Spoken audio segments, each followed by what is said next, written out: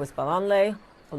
She is a popular television broadcaster and filmmaker, and she joins us now from Lagos. And thanks so much for joining us on what we can see has been a tumultuous couple of days in Nigeria. You know, what were you hoping from this election? And what do you think Nigerians ended up with here? We saw a glimpse, really, there of the chaos, of the confusion, and the fact that things are still so tense. Yeah, so I think when it comes to what were we hoping, INEC, the body that is conducting the elections, passed an electoral act in 2022. And pretty much the electoral act said that the results were going to be transmitted on their platform. So it was going to be an electronic transmission. Once the votes were done being correlated and counted at the polling units, right after then, they had a device that would allow them to capture the results from the polling unit, and it was going to be transmitted and uploaded directly onto a platform that every single Nigerian would have the opportunity to be able to see the results. That did not happen. You saw situations where INEC officials, the people who were conducting the elections at the polling units, refused to upload the results. You saw situations where they said that they didn't have the ability to, that the device was slow. And even more so, the actual portal that has the results, up to now, up to 50% of the polling units' results have not been uploaded. So the question I think all of us are asking is, at the coalition center that's happening right now in the counting in Abuja, what are you guys counting? Like, what results are you showing us?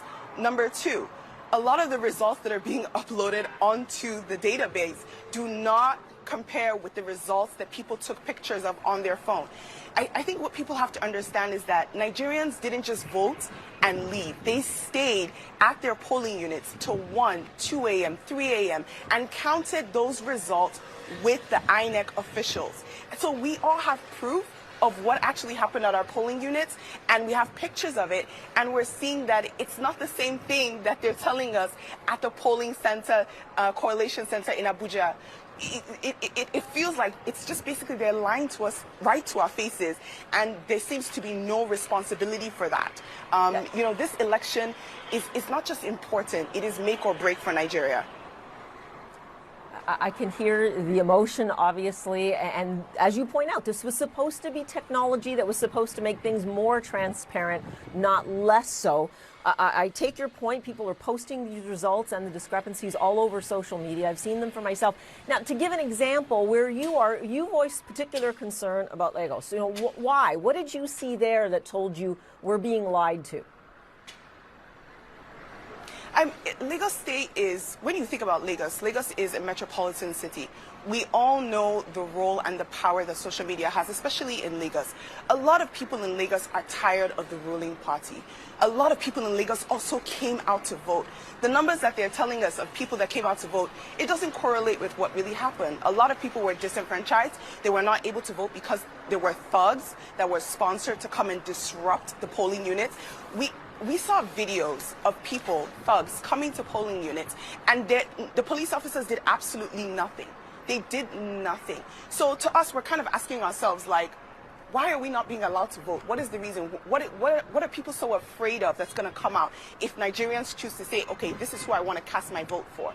At the end of the day, Nigeria is at the breaking point. And I think for every single Nigerian, especially young people, the voting population of the people that were registered, it's about 39% are youth. And those people came out to vote. They came out to vote. The numbers are not correlating with what they've said. Not only that, this afternoon, we actually had PDP, which is one of the opposition parties, and they didn't even win Lagos. They specifically said that the numbers that INEC presented does not correlate with with the amount of people that came. They have different numbers. Because what you guys need to understand is that at the end of the day, all the parties, they made sure that they were doing their own counts. Because we all knew that INEC was going to do something like this. It's interesting, though, because they're observers and they serve a purpose, and people are seeing these discrepancies. And we have heard specifically from Nigeria's youth, with all the passion and all the frustration that you're expressing to us now.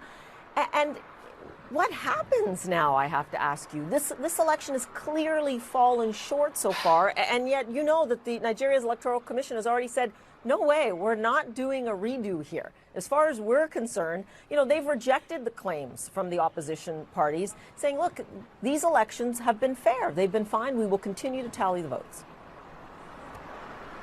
Well, it looks like what's going to happen is they're probably going to continue counting, and it looks like it's going to have to go to court, which is really unfortunate because technically what's supposed to happen in specific situations, and this is what their electoral law states, in situations where there's a cancellation, if the amount of votes that were canceled there could possibly affect the final results, there's supposed to be a rerun. A lot of the polling units, the amount of votes that were canceled is going to affect the final results. So what is really interesting is to see how we're supposed to be in a democracy. They're the ones that passed they're the ones that drafted the Electoral Act, but yet they seem to not be adhering to it. Just for the fact that the results have not been transmitted, and up till now they're still choosing not to, that alone in itself questionable, and it shows that INEC is not only they've been compromised, they're also not being transparent, and they have not conducted a free and fair election. And if that's not happened, then technically we're supposed to have another election. I know you're going to give me blowback on this, but some people would say, look, Nigeria is in its adolescence in terms of a democracy. This is a very large country. Obviously, when you look at the number of registered voters, this is a large task. They are still counting. The results are in no way, shape, or form official right now. Well, what do you say to that? To say, like, look, patience, just give us some time here. I think the issue is it's not really about patience. It's the fact that INEC has chosen not to communicate and address the issues. We have pictures that show that you have a piece of paper where results were recorded, and then after the results were recorded, someone took a pen and canceled those results out and put a new result, and you want us to accept it? That's the issue, is that, can you, INEC, explain that? So we're finding that the chairman is not communicating with us. I think a lot of times when you think about the institutions of Nigeria, they're so used to just carrying on and doing whatever they want without accountability. But Nigerians have finally woken up to the point where we're saying, no, you must be accountable to us. We're a democracy. If you ask us to come out and vote, we cast our vote. We expect the results to reflect who we voted for, not who you've been paid to say is going to win. So there has to be accountability. If not, the INEC chairman needs to go ahead and step down and resign. If he's unable to do his duties based on what he's supposed to, it's the Independent Electoral Commission. It doesn't feel like they're being independent right now. And we see you and other people in Nigeria, the youth in particular, demanding their franchise from the Electoral Commission. A lot of this is born of the unexpected results of Peter Obi, who I believe you support. He is the next generation, as it were, and yet it seems like a 70-year-old from the ruling party right now is in the lead. What do you think it will mean here if indeed there isn't that generational shift? And what is Nigeria's youth looking for in terms of this perhaps being more of a movement that will continue, not just for this election? The movement has already started. You have to, when you think about where this came from NSARS, and this came from us finally demanding that we're treated as citizens of our country. And Nigerian youth are finally involved in politics. So it's not going to be going down. We're not going back, no matter what happens. In terms of, the potential of having Bolanle Tinubu as the president, I think a lot of Nigerian youth are worried about his health. We're worried about his ability to be able to rule Nigeria. We've been ruled by so many people who are much older, and they don't seem to be willing to accept or understand what it is that we need. But even more important, what we're looking for is a competent leader. Nigeria is at its breaking point. The amount of people that have exodus and left this country because it feels like it's unlivable. Everyone has said it. We don't have good roads. We don't have good light. We don't have healthcare. We don't have education. Last year, the average Nigerian youth spent 8 months at home because our schools were on strike, and it didn't seem like our government had any interest. So when we're saying we need a mindset of someone that's young, someone that's agile, someone that is going to listen to the Nigerian people, that is what we need. We need people who are accountable. And a lot of times when you look at the past leaders or the people that are running, they don't seem accountable, which is why a lot of Nigerian youth, we we have chosen and we're saying, you know what, this Peter Obi looks like someone that's listening to us. And we want to make sure that we are heard. The point is for us, whatever was voted on Saturday, we want those results. We don't want the results that they're doctoring. That is the most important thing.